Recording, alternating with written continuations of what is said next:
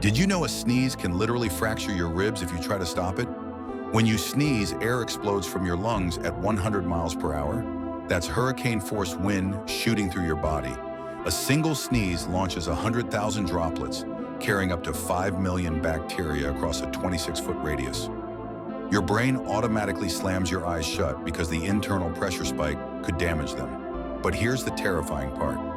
Suppressing a sneeze can rupture blood vessels, dislocate your jaw, or even cause brain aneurysms. Doctors have documented cases where people died from stopping powerful sneezes. Your body's most innocent reflex can become deadly if you fight it.